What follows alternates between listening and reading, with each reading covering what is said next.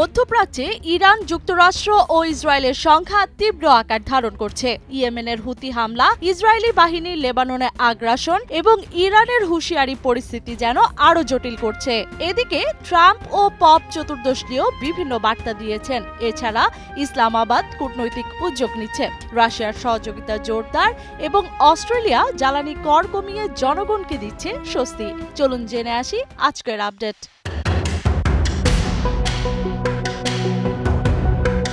লেবাননের দক্ষিণাঞ্চলে সামরিক আগ্রাসন বৃদ্ধি করার নির্দেশ দিয়েছেন ইসরায়েলের প্রধানমন্ত্রী বেনিয়ামিন নেতানিয়াহু। হিজবুল্লাহর রকেট হামলা ও সীমান্ত নিরাপত্তার ঝুঁকি বাড়ায় এই সিদ্ধান্ত নেওয়া হয়েছে। ইসরায়েলের উত্তরাঞ্চলীয় কমান্ড অভিযান সম্প্রসারণের পরিকল্পনা করছে। লিটানি নদী পর্যন্ত বাফার জোন বৃদ্ধি ও সীমান্তে নিরাপত্তা জোরদারের পদক্ষেপ নেওয়া হয়েছে, যদিও বিস্তারিত পরিকল্পনা এখনও চূড়ান্ত হয়নি।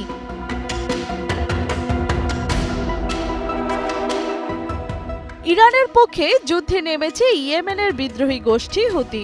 ইসরায়েল লক্ষ্য করে ক্ষেপণাস্ত্র ছোড়ার কথা জানিয়েছে গোষ্ঠীটি। বিশ্লেষকরা বলছেন, এই হামলা লোহিত সাগরের জাহাজ ও বাব এল মানদেব প্রণালীতে বিশ্ব বাণিজ্যে প্রভাব ফেলতে পারে। সৌদি আরব, সংযুক্ত আরব আমিরাত সহ উপসাগরীয় দেশগুলো হুমকির মুখে। বিশ্লেষকরা সতর্ক করে বলছেন, হুথিদের নতুন আক্রমণ ইয়েমেনের অভ্যন্তরীণ স্থিতিশীলতাকে বিপন্ন করতে পারে।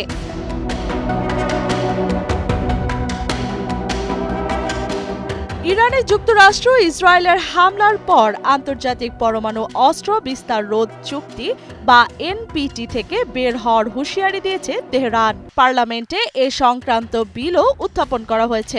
এদিকে আন্তর্জাতিক পরমাণু শক্তি সংস্থার ভূমিকা নিয়ে ক্ষোভ জানিয়ে ইরান বলছে, চুক্তি তাদের সুরক্ষা দেয়নি। হামলার শিল্পক্ষেত্রে ক্ষতি ও পারমাণবিক ঝুঁকি বাড়ায় উদ্বেগ বাড়ছে আন্তর্জাতিক মহলে।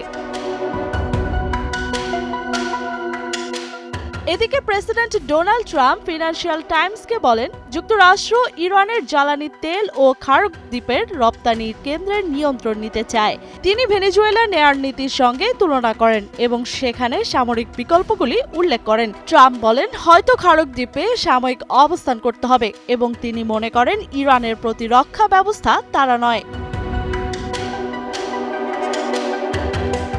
মধ্যপ্রাচ্যের সংঘাত নিরসনে ইসলামাবাদ ইতিবাচক ভূমিকা রাখতে প্রতিশ্রুতিবদ্ধ বলে জানান পাকিস্তানের প্রধানমন্ত্রী শাহবাজ শরীফ। সেই সঙ্গে মার্কিন যুক্তরাষ্ট্র ও ইরানকে আলোচনার টেবিলে আনতে কাজ করছে ইসলামাবাদ। তিনি আরও বলেন, পাকিস্তান, সৌদি আরব, তুরস্ক ও মিশরের পররাষ্ট্রমন্ত্রীরা 2 দিনের বৈঠকে অংশ নিয়েছেন। যুক্তরাষ্ট্রের 15 দফা প্রস্তাব ইরানের কাছে পাঠানো হয়েছে, তবে প্রতিক্রিয়ার কারণে সংঘাত দীর্ঘায়িত হওয়ার আশঙ্কা দেখা দিয়েছে। ইরানের নতুন সর্বোচ্চ নেতা মোস্তফা খামেনি দায়িত্ব নেয়ার পর একাধিক বার্তা দিলেও জনসমক্ষে আসেনি। তবে তার এবারের বার্তায় ইরানের বিরুদ্ধে আগ্রাসনের বিষয়ে সুস্পষ্ট অবস্থান নেয়ার জন্য ইরাকের ধর্মীয় নেতৃবৃন্দ ও জনগণকে ধন্যবাদ জানিয়েছেন। অপরদিকে ডোনাল্ড ট্রাম্প তার অবস্থান নিয়ে সন্দেহ প্রকাশ করেছেন। হামলার হুমকি ও পুরস্কার ঘোষণার মধ্যেই বাড়ছে অনিশ্চয়তা। ইরানকে ঘিরে যুক্তরাষ্ট্রের অবস্থান আরও কঠোর করে তুলে ধরেছেন প্রেসিডেন্ট ডোনাল্ড ট্রাম্প। পারমাণবিক কর্মসূচি পরিত্যাগ না করলে ইরানের অস্তিত্বই হুমকির মুখে পড়তে পারে বলে হুঁশিয়ারি দিয়েছেন তিনি। একই সঙ্গে যুদ্ধ, কূটনীতি ও সম্ভাব্য সমঝোতা নিয়েও একাধিক মন্তব্য করেছেন মার্কিন রিপাবলিকান এই প্রেসিডেন্ট।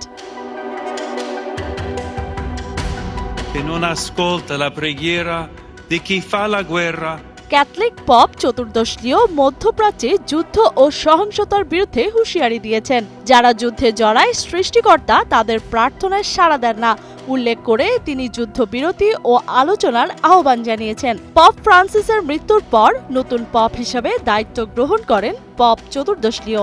দায়িত্ব নেয়ার পর থেকেই তিনি যে কোনো ধরনের যুদ্ধ, সহিংসতা ও সংঘাতের বিরুদ্ধে সোচ্চার অবস্থান নিয়েছেন। ইরান মার্কিন যুদ্ধের প্রভাবে বিশ্বজুড়ে তেলের বাজার অস্থির হলেও অস্ট্রেলিয়া সরকার জ্বালানি তেলের ওপর কর কমানোর সিদ্ধান্ত নিয়েছে। প্রধানমন্ত্রী অ্যান্থনি অ্যালবানিজ ঘোষণা করেছেন, আগামী 3 মাস পেট্রোল ও ডিজেলে কর কমবে এবং হেভি ভেহিকেল রোড ইউজার চার্জও মওকুফ থাকবে। ন্যাশনাল ফুয়েল সিকিউরিটি প্ল্যানের আওতায় দেশ সরবরাহ সচল রাখার পদক্ষেপ নিচ্ছে।